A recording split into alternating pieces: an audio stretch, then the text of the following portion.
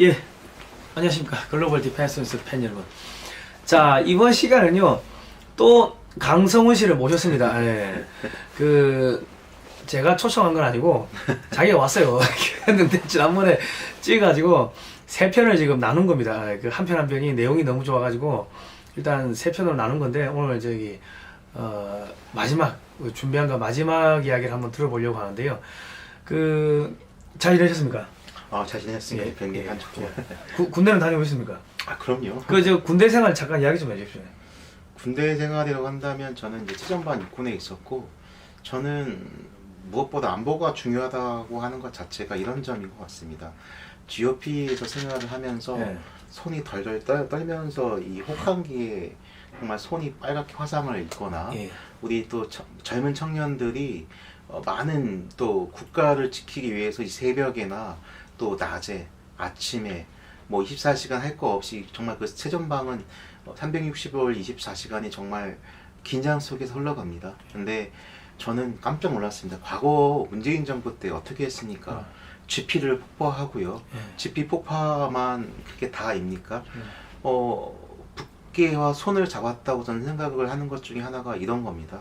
GP 폭파에 이어서 어떻게 그 국정원장이었는 박지원 전 국정원장이 지금 혐의를 받고 있고 검찰 수사를 그죠. 검경의 수사를 받고 있지 않습니까? 그런 예. 행동을 하는 것 자체가 정말 우리 젊은 청년들 미래 세대의 그 지금 오늘도 어느 가정의 그 아들들은 지금도 그 GOP에서 덜덜 떨면서 방한복 입고 나라를 지킨다고 초원자를 메고 지금 GOP에서 경계 근무 서고 있습니다. 이 좌파 정부가 저는 정말 이게 5년을 우리 국민이 어떻게 버텼나 저는 아직도 예. 믿어지지가 않습니다. 그렇기 때문에 반드시 보수 정부에서 과거 전 정부의 이런 안보를 위협하고 예. 국가보안법을 위반시키려는 그런 행동, 예. 저는 절대 묵과하지 말고 이번 정부에 반드시 법적으로 처벌해야 된다고 생각합니다. 예. 이제 본론적 본격적인 질문을 하기 전에 과거에 문재인 정권이 사람 중심, 네. 민주당의 사람 중심 뭐 이런 이야기 많이 했었죠. 그 사람 중심이 어디 나온 이야기인지 아세요? 사람 중심이라면 결국에는 그 북한에서 하는 얘기에 좀 북한과 좀 일맥상통하는 부분이 있지 예, 않겠습니까? 북한 사회주의 헌법 3조에 보면은 네. 조선민주주의인민공화국은 사람 중심의 세계관이며 어쩌고저쩌고 나오는데 네. 거기서 나온 겁니다. 그래서 문재인은 김일성 주의자다 해도 지금 할 말이 없는 거고, 민주당이 사람 중심이라고 써붙이고 선거를 했던 거는 자기들이 북한 헌법에 충성하겠다 그 이야기를 돌려서 이야기했는데 우리 국민들이 모르니까는 그냥 넘어간 거죠.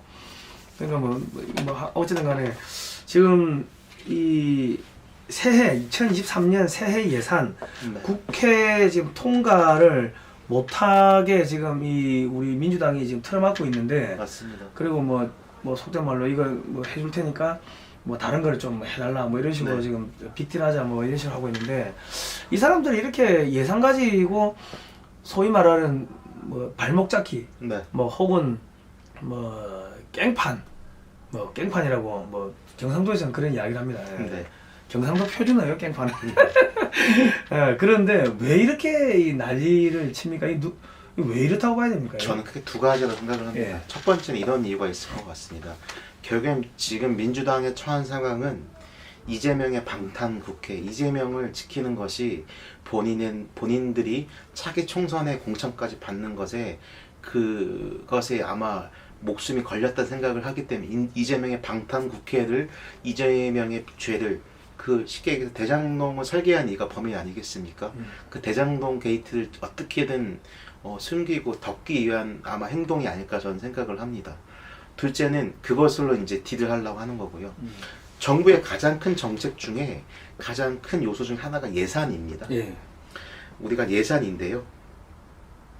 현재 지금 더불어민주당이 제일 거대 야당이고 여소야대 상황에서 헌법에서 정한 법정 시한은 지금 지났고 정기국회마저 지금 종료가 된 상황입니다.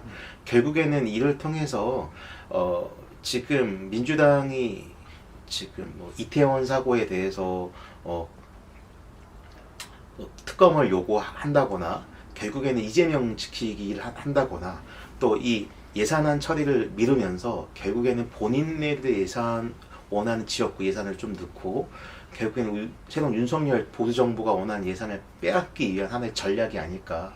그래서 저는 이 거대 야당은 반드시 차기 총선에서 심판을 받을 것이고 그 심판의 결국 핵심은 이 법을 어긴 이재명과 과거 전 정부 인사들, 문재인 정부 인사들이 핵심이 아닐까 생각을 되고 이것이 어떻게 진행되느냐에 따라서 우리 보수 정부가 차기 총선에서 어떤 결과를 맞이할지 국민들의 민심이 달라지지 않을까 생각합니다. 예, 그러니까 경제를 망가뜨리고 그거를 윤석열 정권 책임이다, 뭐 국민의힘 책임이다 이런 식으로 뒤집어 씌우고 맞습니다. 그러면서 자기들은 뭐 소위 말해서 이 윤석열 정권의 지지율이 빠지면은 이 이재명을 구속 못 시키지 않겠냐, 빅딜하자.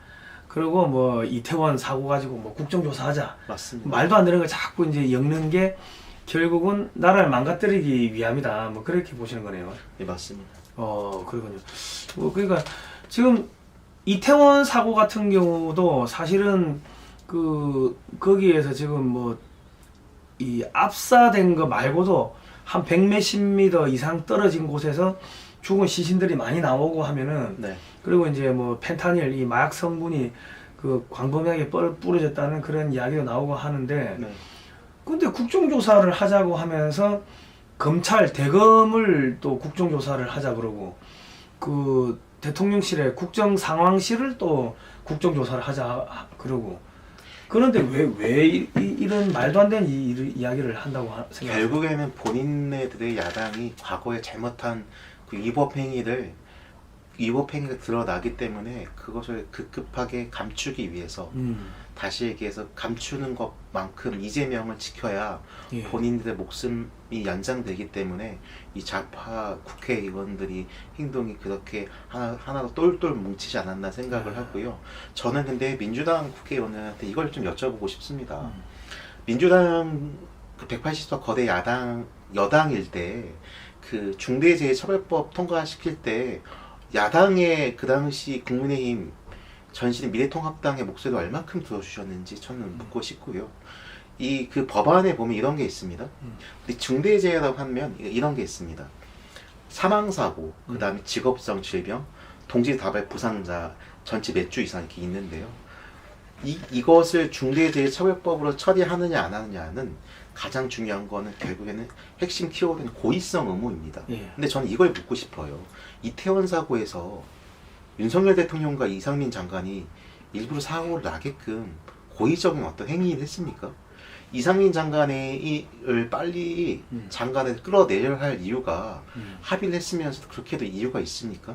결국에는 정말 그 돌아가신 분들 같은 저 2030 청년이고 정말 저는 그 새벽에 밤에 두 눈을 믿을 수가 없었습니다. 네. 그 이태원 사고가 났을 때 이게 지금 현실인지 뭐 꿈속인지 구분도 안 되고 정말 생태 같은 어떻게 나이대들이 다 제 친동생보다 한참 어린 후배들이고 동생들이라서 정말 저도 한 일주일 이상, 열흘 이상은 회사에서 일을 하면서도 정말 맨정신이 아니었던 것 같습니다. 너무 가슴이 아팠는데 그것을 유가족의 가슴을 후벼파고 이태원 사고도 결국에는 민주당이 요구하는 것은 장관 끌어내리고 대통령 탄핵시키려는 광화문에 집회하시는 그것을 원하기 위해서 그 사건을 프레임시켜서 이렇게 국민들을 호도하고 피눈물 나게 하는 거 아니겠습니까?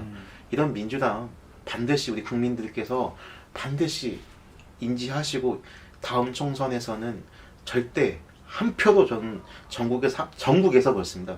전국에서 이런 당은 한 표도 줘도 안 되고 우리 대한민국에서 절대적으로 이 더불어민주당 아예 괴멸시켜야 된다고 저는 생각합니다. 예, 그 얼마 꼭 전에 좀 부탁드리겠습니다. 예. 얼마 전에 그 어느 대학에서 나온 연구 결과를 보니까 우파가 좌파보다 머리가 한 5배 정도 좋다, 뭐 이런 연구 결과가 나와가지고 그런 게 있나요? 네. 예, 뭐 그랬습니다. 여러분 속지 마십시오. 속지 마시고 이게 이제는 표로서 심판해야 됩니다. 여러분이 그 찍어주고 또 찍어주고 또 찍어주고 하면 이 버릇이 돼가지고 그러니까 김의겸 같은 경우는 무슨 한동훈 법무부 장관이 새벽 뭐 3시에 뭐 청담동 어디 술집에서 술 먹었다는데 아니 이제 내일 아침에 출근해야 될 사람이 그 새벽에 그 일반 직장인도 새벽 3시까지 술 먹고 그러지 않아요. 근데 법무부 장관이 뭐 대통령하고 뭐 로펌 변호사들하고 새벽 3시까지 술을 먹었다.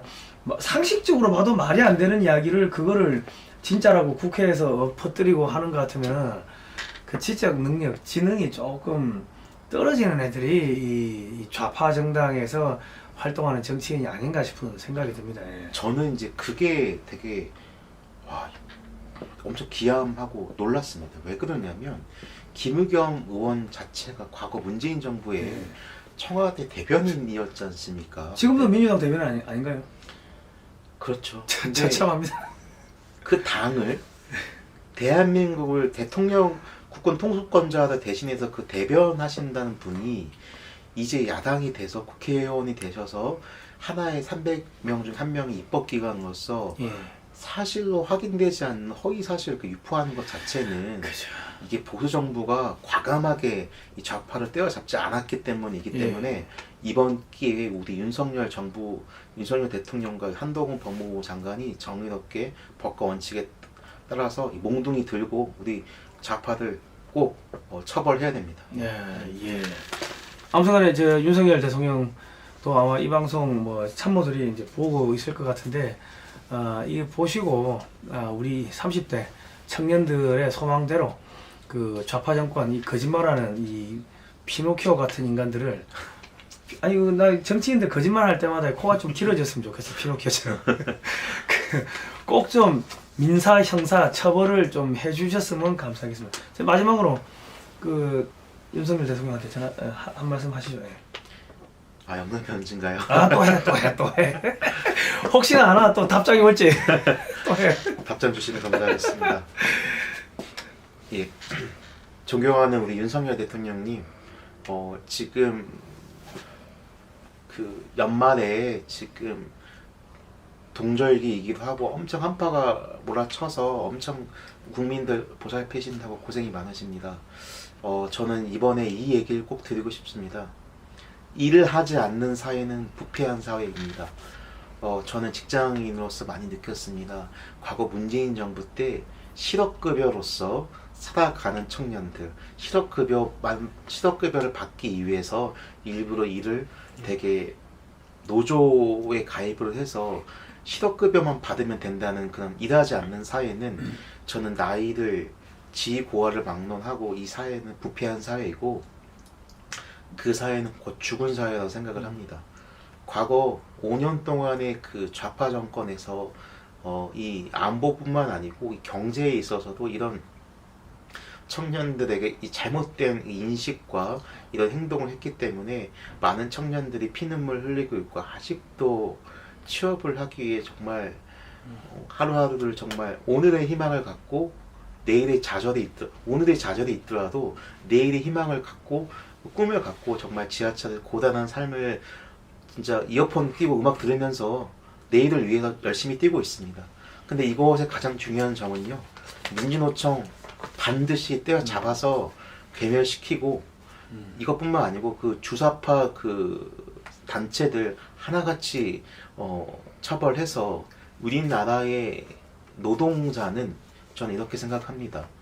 노동자는 노동자의 권리를 내세우는 사람들이고 저는 아침에 건설업을 오래 해왔기 때문에 아침에 지하철 출근할 때 그 청소 노동자분들 또 우리 지하철역에 나오면 갑판대 매점에서 그 매점 사장님들 보면 가슴이 무너집니다.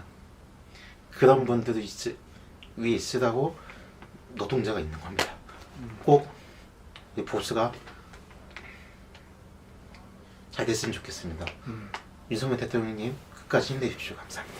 예, 감사합니다. 우리 저 강성훈 그 청년이 이 사회생활을 직접 하고 있습니다. 아침에 그냥 지하철에 끼어가지고 출퇴근하고 하면서 자기가 보고 듣고 느낀 거를 이야기하다 보니까 지금 조금 울먹울먹 끓었습니다. 왜냐면 그 현실의 삶은 고단하거든요. 저도 해운회사를 오래 다녔고 배도 4년을 탔고 했지만은 이 실제로 이 돈 10원짜리 하나 버는 게 그게 정말 피눈물 나는데 우리 진짜 밑바닥에서 힘없는 분들 그런 분들 많죠. 그런데 이 상위 1% 안에 들어가는 강성 귀족 노조들이 배부른 돼지 새끼들이 더 처먹겠다고 지금 남의 거 뺏어 먹는다고 지금 그러고 있는데 이런 거를 바로잡지 않으면은 사회가 썩어간다. 일하지 않으면은 일하지 않는 사람들이 잘 사는 사회는 그게 죽은 사회다. 아 그거 정말 가슴에 패부를 찌르는 이야기를 들려주었습니다. 자 여러분 이런 영상이 널리 퍼졌으면 좋겠습니다. 그 동의하시면요 좋아요 구독 신청 알람 등록하시고 SNS로 널리 퍼뜨려 주십시오. 그래야지 이게 좋아요 구독 신청 이런 거 누르고 해야지 이게 맞습니다. 검색 상위로 올라간다 하더라고. 예. 근데 우리 채널은 블랙리스트에 올랐는지 검색도 풀리고 뭐 하여튼 좋아요도 풀리고 막 그런다 하더라고요. 어쨌든 간에 국민 여러분께서 이 이야기 청년의 말씀을 들었으니까 이거를 여러분 언어로 또 주변에 가서 다 이야기를 해주시면 감사하겠습니다. 자 오늘 여기까지 하겠습니다. 다음 시간에 뵙도록 하겠습니다. 고생하셨습니다. 감사합니다.